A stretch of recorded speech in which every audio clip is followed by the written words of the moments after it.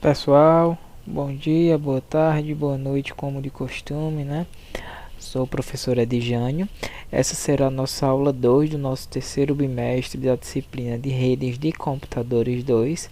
E na aula de hoje nós trataremos de uma introdução aí aos principais meios de comunicação não guiados, tá?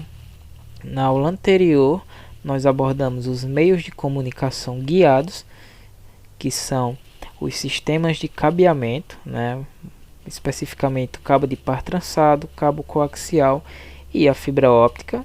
São os sistemas de cabeamento que se destacam na área de cabeamento de redes de computadores. Tá? E na aula de hoje nós começaremos a abordar, tá, as redes sem fio, né? O sistema de comunicação que utiliza o ar como meio de propagação das informações. Então, preparados? Vamos lá.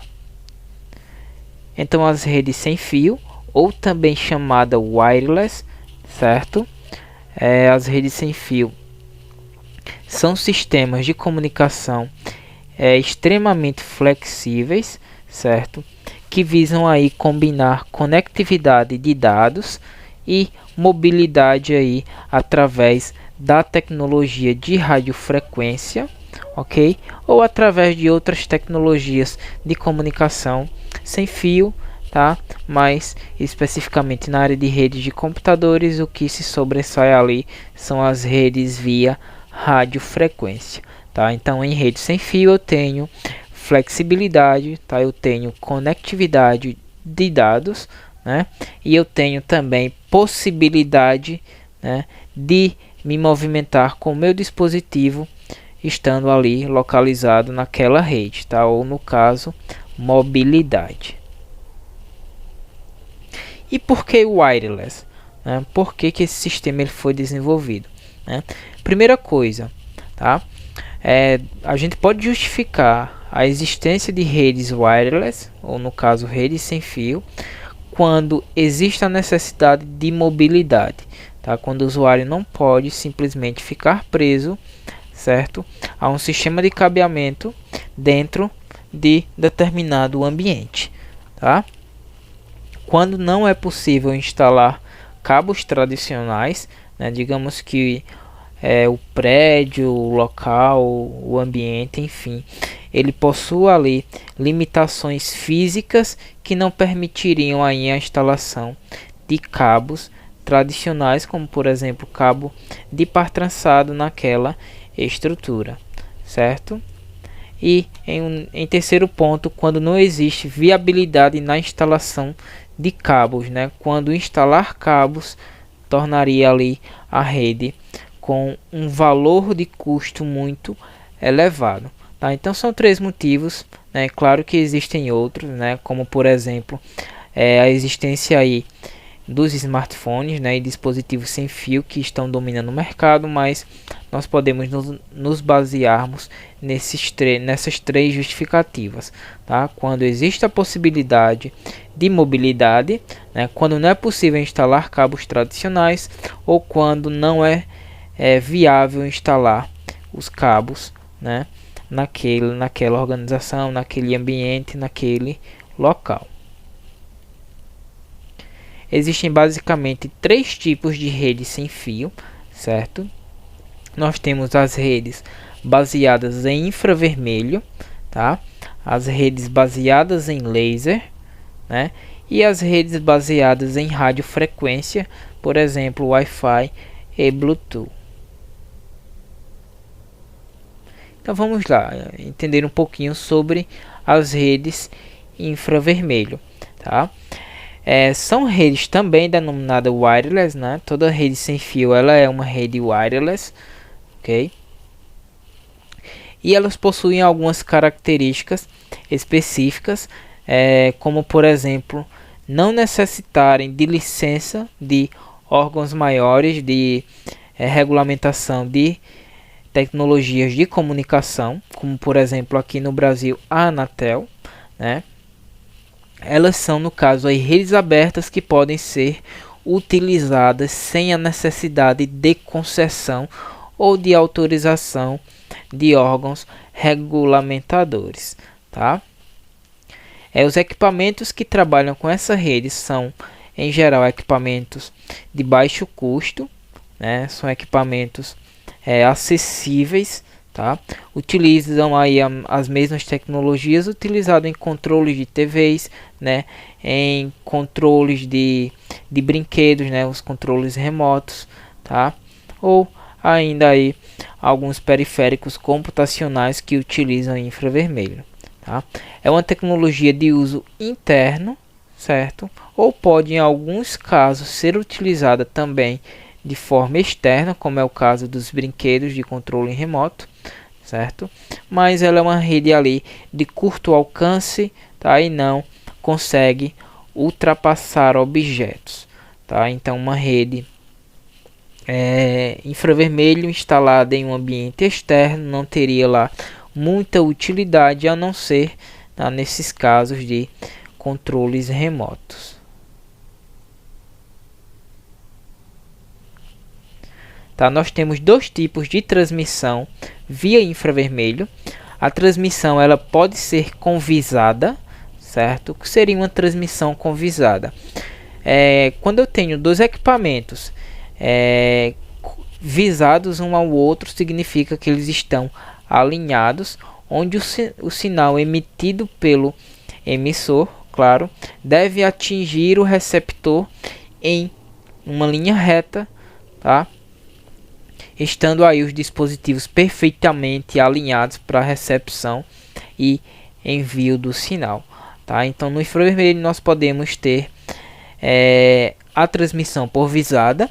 Acontece em muitos tipos de controle remotos, por exemplo, onde é necessário direcionar o feixe de luz do infravermelho para o dispositivo em que você quer controlar, certo? E o sinal ele pode ser também difuso, tá? Onde esse sinal ele vai se espalhar pelo espectro, no caso pelo ar, certo? Sem a necessidade dos equipamentos estarem ali visados ou, no caso, alinhados, certo? É uma rede simples, tá? De curto alcance. Os padrões aí chegam até 30 metros de distância, tá? E permite aí a participação de até 15 dispositivos em uma única rede infravermelho, ok? Na imagem 1, na figura 1, na verdade, vocês conseguem visualizar dispositivos conectados uns aos outros através de receptores e emissores de infravermelho, tá? Qualquer dispositivo que irá trabalhar ali com infravermelho, ele terá um adaptador, né, uma placa de rede infravermelho, tá?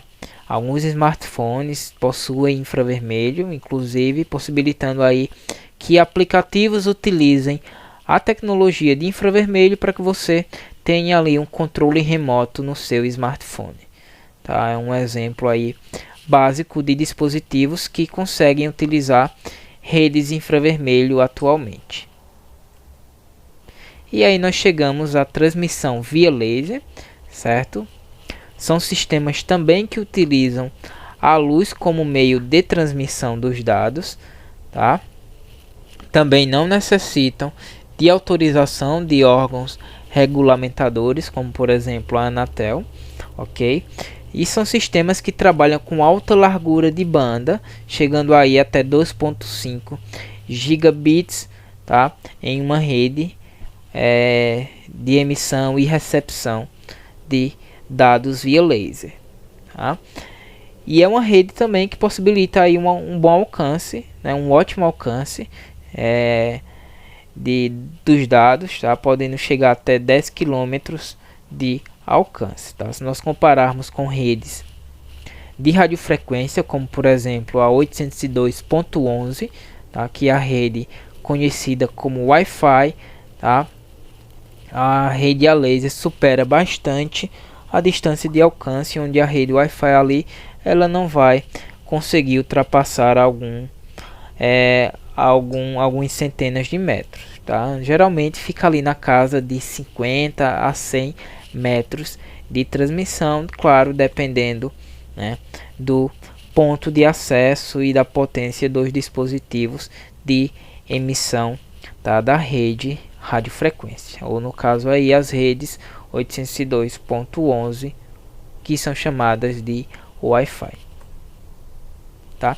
Então a rede que trabalha com tecnologia de laser, ela trabalha com 2 feixes de luz, certo? Um é o primário, certo? O outro é o secundário, claro.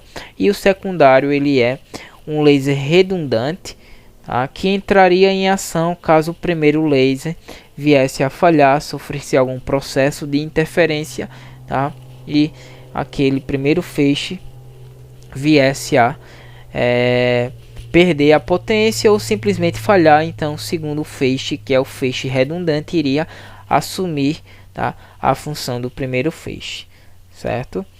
A implementação de laser é um pouco complexo, uma vez que os dispositivos via laser são dispositivos caros, tá? E são dispositivos que não permitem a comunicação ponto multiponto. Não permite, por exemplo, a comunicação em difusão.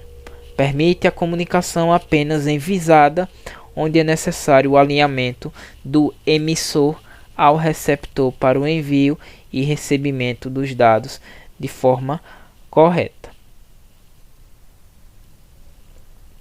É uma tecnologia que sofre muita interferência, certo? Principalmente interferência do ambiente, tá? Do ambiente de forma natural, como por exemplo as condições climáticas de neblina, chuva, sol e calor excessivo, tá? Podem interferir ali no sinal de laser, tá? E uma das maiores vantagens de se utilizar comunicação via laser é a segurança, tá? Para se capturar um sinal via laser é muito complexo, uma vez que o sinal não é transmitido por visada e seriam necessários equipamentos, tá, específicos, né? E seria necessário também o usuário estar entre os 2 dispositivos para conseguir capturar ali o feixe de luz, tá? Então é uma tecnologia que apresenta um nível satisfatório de segurança. Nós temos na figura 2 um exemplo de uma comunicação via laser, tá, que foi afetada pelo calor excessivo, certo?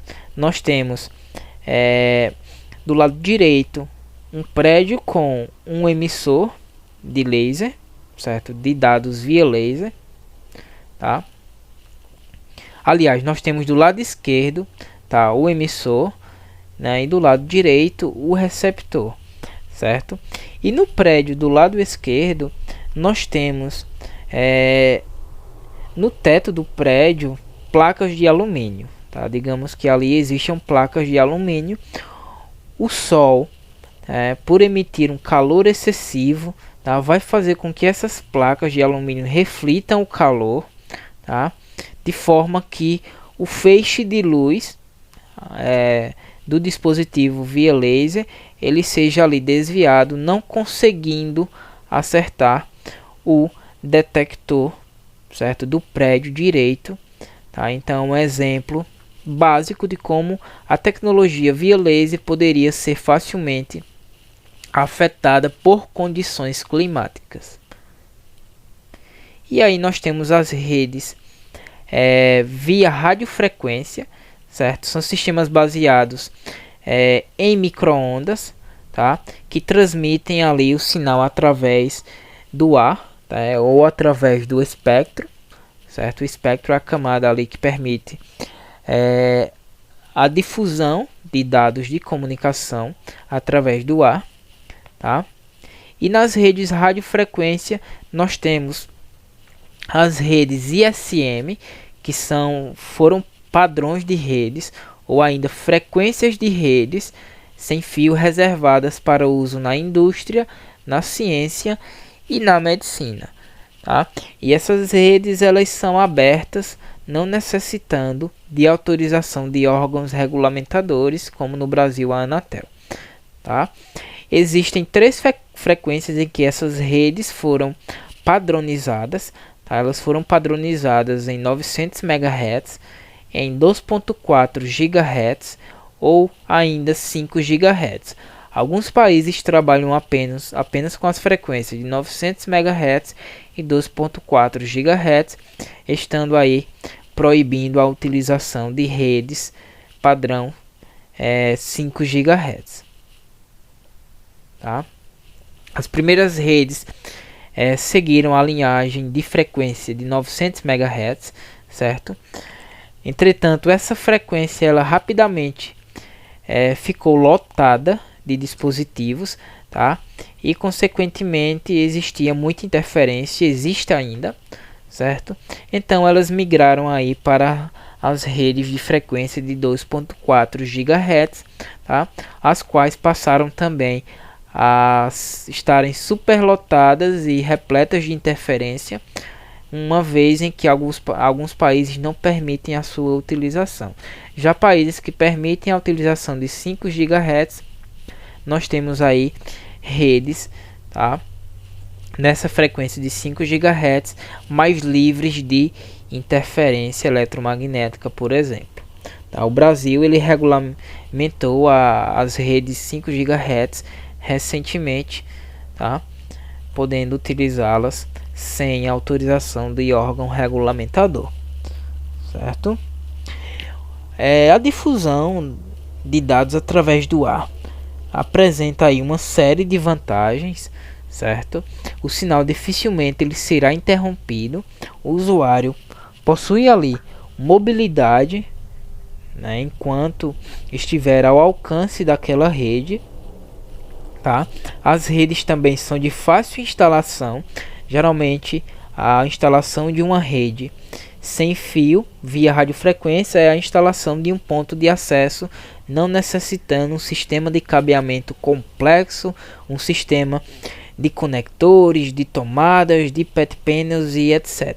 Tá? Claro que por trás de um access point tem toda uma estrutura de comunicação, mas a instalação da rede no ambiente específico se dá através da instalação de um access point, certo? Mas elas também possuem desvantagem, né? E a segurança é a maior delas, uma vez que, se o sinal é difuso, basta o usuário estar ao alcance daquela rede para ele conseguir capturar o sinal. Não quer dizer que ele vai receber os dados daquela rede, mas ele vai conseguir capturar os sinais, tá? A placa de rede vai conseguir identificar que existe ali uma rede, certo? Aquela rede pode estar, claro, com todos os parâmetros de segurança, como senha, utilização de mecanismos de criptografia, certo?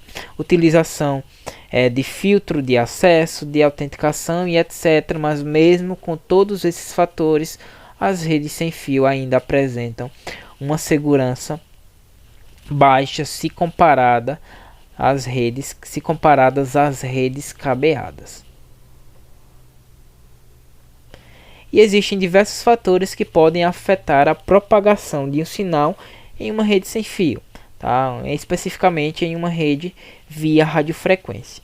Tá? Nós temos a frequência, tá? Quanto maior a frequência, maior é o consumo de energia, menor é o alcance e maior é a comunicação ou taxa de transferência de dados. Entretanto, quanto menor a frequência, maior o alcance e menor a taxa de transferência de dados, certo? As redes que utilizam a frequência de 2.4 GHz, elas conseguem ali manter uma taxa de transferência de dados razoável a longo alcance, tá? Nós podemos ter aí redes que trabalham com 2.4 GHz, que oferecem até 54 megabits de dados de transmissão, tá? Ou no caso de 802.11n, que é um padrão aí recente, nós conseguimos até ultrapassar a casa aí dos 300 megabits de transmissão, mas existem variações ali de 2.4 e 5 GHz, tá?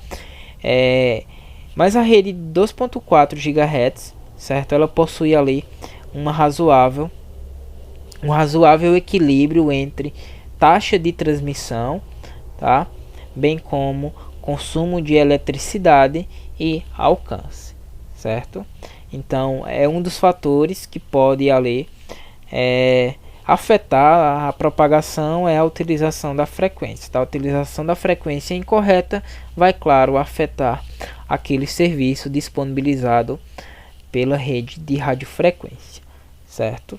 Nós temos a potência de transmissão, então muitas vezes o alcance do sinal não depende apenas da frequência, mas também da potência em que aquele sinal é emitido. Tá? Então o access point, que é o ponto de acesso, ele possui antenas de transmissão e dependendo da potência dessas antenas, nós teremos aí longo ou curto alcance.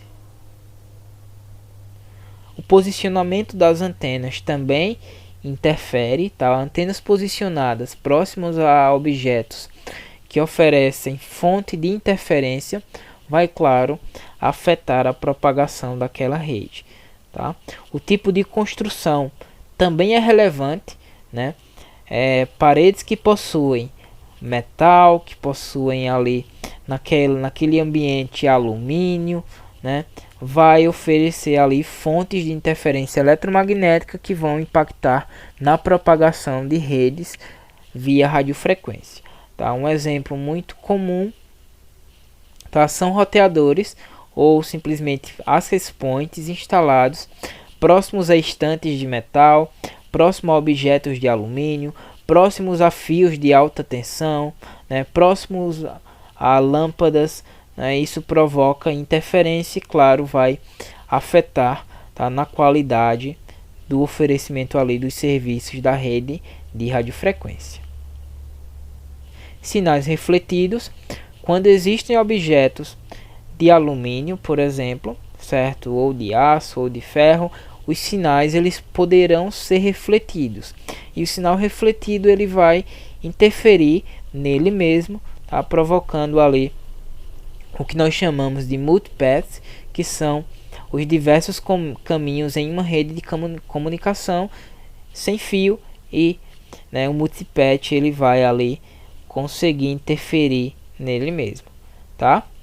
E nós temos as fontes de interferência, certo? Que podem ser fontes de interferência provocadas, né, por objetos localizados próximos às redes de radiofrequência, certo? Por fios de alta tensão, por iluminação, né? No caso aí, por lâmpadas, ou ainda por outros dispositivos de radiofrequência que estão ali trabalhando em frequências parecidas e, lógico, interferindo um no outro, tá? Um exemplo aí, tá, de uma rede sem fio, onde todos os dispositivos estão conectados, tá, por radiofrequência, certo? Desde um servidor até um smartphone, nós podemos ter, tá, comunicação via radiofrequência. Vale lembrar que para eu ter comunicação a redes de radiofrequência, por exemplo, redes 802.11, que são as redes Wi-Fi, é necessário que o meu dispositivo possua uma rede, uma placa de rede que seja também 802.11 ou placa de rede Wi-Fi, tá? Então eu vou finalizar a aula por aqui para ela não ficar muito longa. Espero que tenham compreendido. Qualquer dúvida, entre em contato com o professor. Bons estudos e até a próxima.